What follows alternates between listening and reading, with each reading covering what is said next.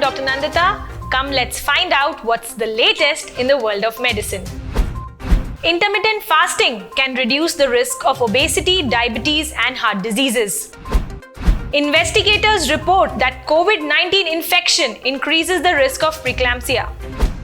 Left breast radiation therapy can double the risk of developing coronary artery disease in young women. Ligelizumab and omalizumab found very effective for treatment of urticaria. Apple devices may help identify early Parkinson's disease. A new concept that has recently emerged is that of intermittent fasting.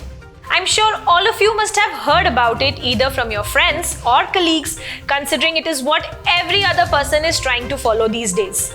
Intermittent fasting is one of the most popular diet trends, and people are using it to lose weight, improve their health, and simplify their lifestyles. Eating your daily calories within a consistent window of 8 to 10 hours is a powerful strategy. A recent research published in the Endocrine Review has pointed out that this helps to prevent and manage chronic diseases such as diabetes and heart disease. The research has revealed that genes, hormones, and metabolism rise and fall at different times of 24-hour day. Aligning our daily habit of when we eat with the body's internal clock can optimize the health. It can further reduce the chronic conditions like diabetes, heart disease, and liver disease. Hence, it was concluded that eating at random time breaks the synchrony of our internal program and makes us prone to diseases. It is a lifestyle that anyone can adopt, and it can also help to eliminate health disparities and lets everyone live a healthy and fulfilling life. COVID-19 pandemic has affected many individuals, be it elderly, the middle-aged, children, and even pregnant women. Until recently, a relation has been established between women who contract the infection during pregnancy and preeclampsia. Preeclampsia is one of the leading cause of maternal and infant death worldwide. The systematic review published in the American Journal of Obstetrics and Gynecology has showed that women with SARS-CoV-2 infection during pregnancy had 62% higher odds of developing preeclampsia than those without the infection during pregnancy.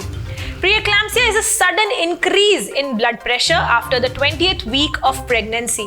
The warning signs, in addition to elevated blood pressure, can include headaches, swelling in the face and hands, blurred vision, chest pain, and shortness of breath. While the condition can manifest within a few hours, some women report few or no symptoms. The study included more than 700,000 pregnant women, including around 15,000 diagnosed with COVID-19 infection.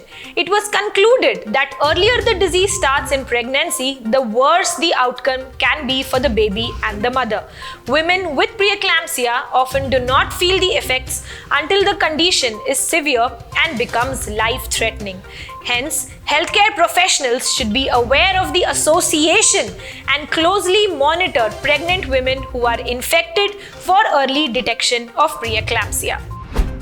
Breast cancer is the most common invasive non-skin cancer among women. While the increased developments in options for treatments, radiotherapy still is one of the first approaches undertaken. Recently, it has been found that women who were treated with left-sided radiotherapy had twice the chance of developing coronary artery disease than those with the right-side radiotherapy.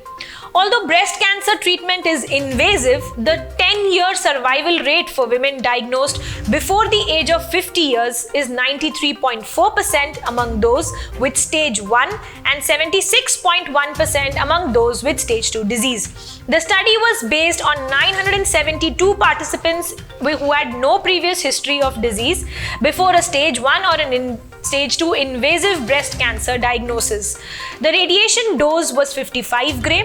60% of patients received chemotherapy and 30% were treated with anthracyclines. It was found that during the follow-up, 46 patients reported in CAD diagnosis. 91% of these diagnoses occurred more than 5 years after radiation therapy.